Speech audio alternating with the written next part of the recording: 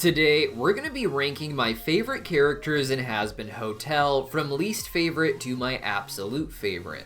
My name is Impcut, and even if you don't care about my opinion, I still care about yours, because it helps us with the algorithm when you put it in a comment down below. So let me know your favorite and least favorite characters right now, so you can see how your list compares to mine as you watch. And if you haven't seen it yet, we did put out a short special sort of fake-imation involving Impcut and my alternate ImpSonas. Go check it out if you haven't yet, link in the pinned comment down below. Now, starting with my absolute worst on this list belongs in double hell, I'm going to put Carmilla and Zestial together. Carmilla quickly became a fan favorite character, but I honestly had a little trouble understanding or appreciating her. I felt like Carmilla was introduced similarly to one of the 7 princes in Hell of a Boss, which is usually epic and dramatic, but with Carmilla we had very little context. Meeting a Sin comes with a history of assuming they are evil, and the reveal that they are a complex person who has simply been born into a position of power is very interesting, but Carmilla didn't have that same kind of hype. Since overlords are generally sinners, we already knew that there could be more nuance to her character than just being evil, but she and Zestial were introduced a little too friendly for me to really understand. They immediately start singing with each other in overtly emotional ways, Carmilla saying no one should disrespect Zestial, and Zestial trying to be an encouraging friend to Carmilla when it's revealed that she killed the Exorcist. These moments just feel like they would have landed better if we really knew what Zestial does as an overlord, and there was just a little bit more of an ominous build-up to them. Right now, they actually seem like two of the nicest and softest people in all of Hell, and while nice people can become overlords, perhaps even through mostly positive means, it just didn't have the same effect as introducing one of the 7 sins, or even other characters in Hazbin Hotel that we'll be talking about later. Next up on my list, moving to the Forgettable rank, we have Adam. Adam was not present in the pilot, where most of the main cast was introduced, and a lot of overlords and such at least had shadowy appearances in the background and with little scenes here and there. Adam instead was introduced as the primary obstacle to Charlie's grand plans in episode 1 of the Amazon series. I actually find him really fun overall, though some of the jokes are a little too flat and on the nose. Some people think that he was essentially meant to be Forgettable, an expendable character meant to be killed off fast in order to set up the plot for the much more interesting character of Lute, but more on her later. At the end of the day, Adam may come back, and if he does, he might become a lot more interesting depending on what they do with him, but for now, he seems like he played his part as a sometimes funny obstacle, and I find that I don't really miss him despite my theories of him potentially returning as a sinner. Next up is Cherry Bomb. Cherry Bomb was a character I was extremely excited for after the pilot, and especially after the Addict music video, where she was shown to have a more emotional side and potentially a dark backstory. On the surface, she was a fun character. She's not just Angel's best friend, but she's constantly in turf wars and attempts to become an overlord as well. As per the Addict music video, she also helps Angel when he is in his really dark places, comforting him when he's having a breakdown, and generally being a really good friend.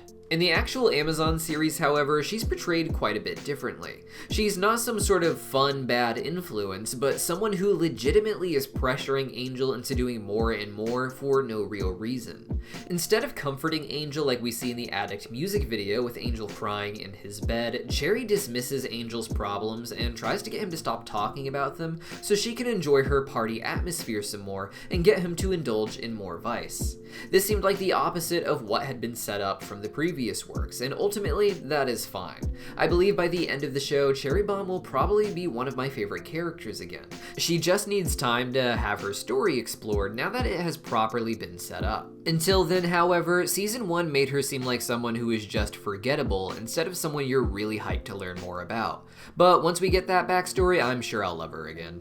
Next up is Husk, who, like Cherry Bomb, I had more interest in based on his appearance in the pilot.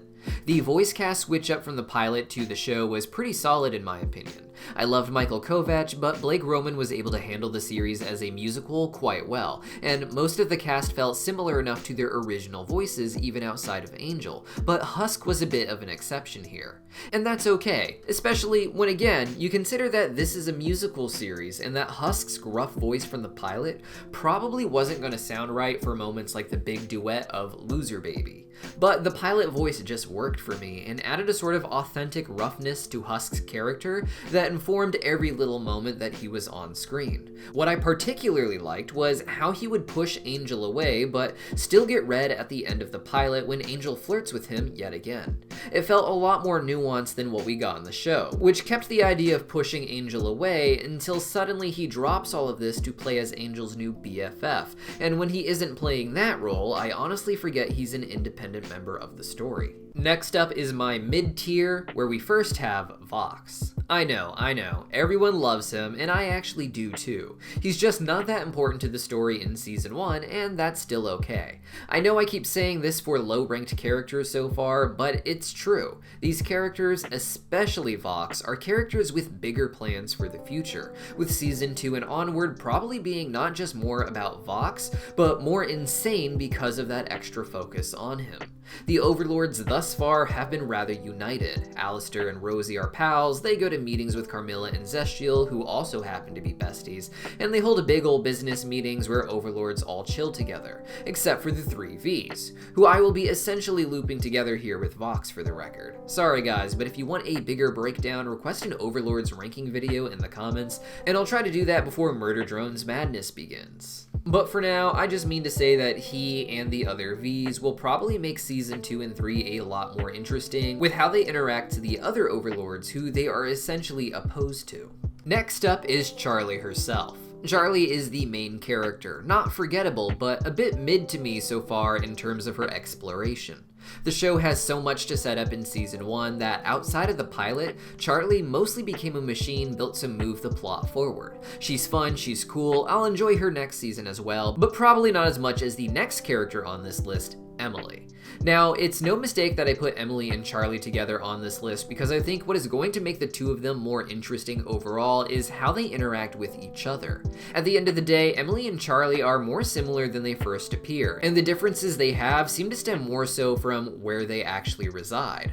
According to the series writer Adam Nayland, the form a character has changes based on where they are assigned to live, even angels like Lucifer. While Lucifer can look like a seraph angel with his 6 wings even in hell, he has a noticeably different color palette than Sarah or Emily. And of course, instead of just growing more eyes like Sarah, Lucifer's fight mode, if you will, is clearly more demonic because he is fallen, as Sarah calls it. Charlie, living in hell, looks more like her father, having horns that come out when she fights, but if she was able to actually live in heaven, she would probably look almost exactly like Emily in terms of color and such. They also have very similar personalities, and when singing side by side, we can see their key differences are just visual, where they are assigned to live, showing that in heaven or hell, you can have a pure entity just like Charlie. It was by putting these two characters side by side that we saw that the heaven and hell systems are flawed, that good people end up in both places, and yet the ones in hell are punished, suffer, and then end up dead through extermination. Season 2 will undoubtedly deepen their dynamic, and I can't wait to see how that plays out, but for Season 1, the characters were just kind of mid for me. Next are characters I find just good, for which I would begin with Nifty. I know it probably seems weird to have her outrank Charlie, especially since she gets virtually no focus in Season 1, but she's the perfect background character in my opinion. Nifty undoubtedly has some sort of crazy backstory explaining why she is so sadistic and messed up, but for Season 1, she was able to play her part as an eccentric hotel guest quite perfectly. She was great for jokes while everyone else is being serious, and she was also an amazing little troublemaker that Angel had to look after when they all went out to the club. At the end of the day, it doesn't matter what they do with Nifty in Season 2 because she's already the best version of herself in my opinion. Next for me, we have the King of Hell himself, Lucifer. Now I had been theorizing for a while now that Lucifer would actually be evil in our older videos, but I had known for quite some time before, thanks to the leaks, that Lucifer meant well when he gave humanity the fruit of knowledge. Because of that, I wasn't disappointed by his portrayal in the show, and he actually got more development and screen time in Season 1 than I initially expected, as I imagined the show to be saving Lucifer for Season 2. At the end of the day, Lucifer is most interesting to me because of his place in the lore. I actually like the opening storybook narration to Episode 1 where we see his origins a lot more than his actual appearance in Episode 5. What I did love in that episode were the hints of history in his room where we can see photos of him with a demon that he had become friends with, as well as the little scene where we see Charlie as a child and this interesting little duck becoming a six-winged looking phoenix. There's this big question mark over Lucifer's ultimate purpose in the story, and it's these little details that allude to what he is ultimately up to that I find the most interesting about his character. Season 1 did a good job of setting him up, and I'm really curious to see what they do with him in Season 2 and 3, as he will undoubtedly have the most epic backstory when we start to fill in the gaps. Next up is Lute, who I found far more interesting than Adam or even Lucifer overall. Lute immediately had context to her character as a sidekick to Adam. She is someone who follows orders, but every action she takes also speaks of her relationship with Adam, who she seemed to refer to as Daddy in episode 1. She clearly looks up to him, and his death is devastating to her at the end of Season 1, which, as I said before, really only seemed to set her up to be an even more interesting character in Season 2. Season 1 was already laced with little moments where we see her supporting Adam, yet having her own ideas of how things ought to be. And to end the season with her giving an order to Lilith herself to go down to hell and stop the Hazbin Hotel elevated her to such an interesting level before Season 2 even begins. The next character up on the good tier is Vaggie. Vaggie has always been an interesting character, and one who has been redrafted more than any other from her original form in the Zootopia comic strips. The reveal that she is an angel right in the middle of Season 1 was pretty climactic, even for those of us who had been theorizing about it for years at this point. It wasn't about the twist or the fallout, but just how well done it was cinematically. Having Vaggie get absolutely wrecked by Adam and Lou after having shown mercy to a child was so satisfying, adding a moment that was more dramatic than the reveal itself. One question this raises is just how much of her story is left to explore, however, though there are some questions left about her identity in terms of whether or not she was born on Earth first and then became an angel, or if she was made by Adam as he seems to indicate. But despite that, she feels like the one character who had their big surprise thrown out in Season 1, and that's kind of a good thing. While most of the other characters are set to glow up in Seasons 2 and beyond, Vaggie's reveal was something that could satisfy us until then, really stealing the show, so to speak, for Season 1. Next up is Pentious. This was a character from the pilot who I initially really hated.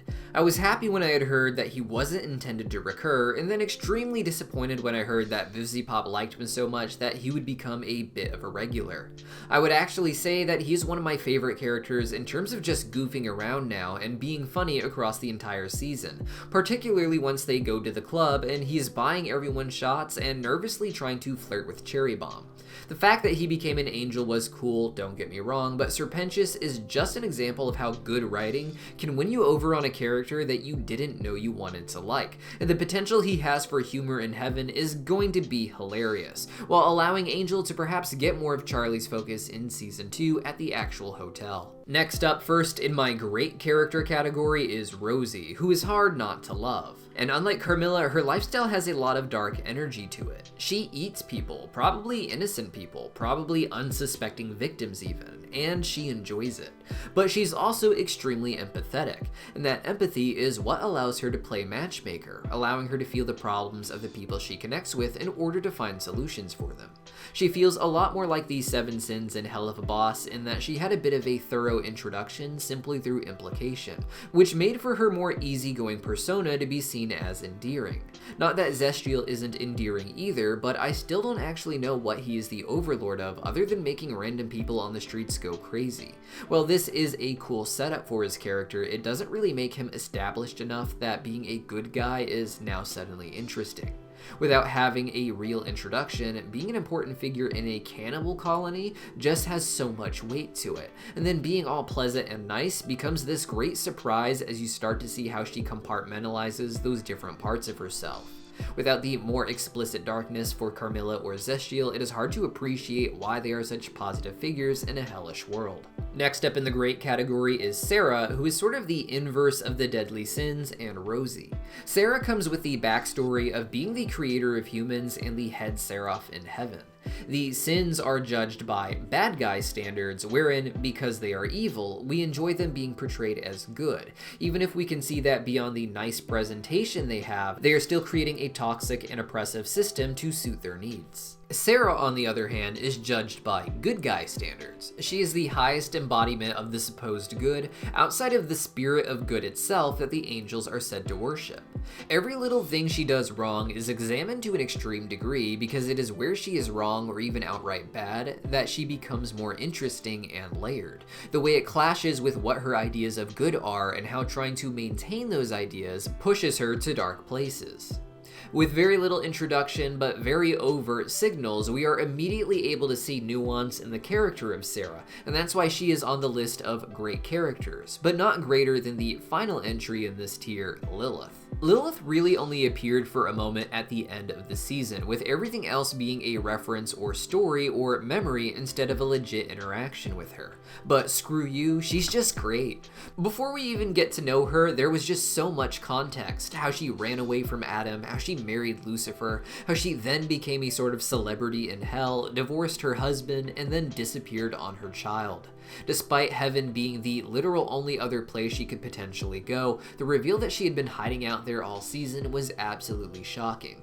It set the stage for one of the most epic characters in the show without her having said a single word yet, but somehow shaping the entirety of the narrative with all her different choices made over thousands of years. Lilith is the ultimate puzzle to solve. Every little detail we get of her in season 2 is going to be so interesting, and I can't wait to see how that goes down. Finally, for my absolute favorite characters, we have the great tier. The first is Alastor. I don't really need to give a reason, and it's kind of shameful for you to expect one. He's just really cool. But seriously, if I had to give any reason beyond him just being incredibly complex and fun from the moment he is introduced to the very end of the season, I would have to say the absolute best moment is just his little song near the end of the finale, where we can see him struggling to maintain his smile.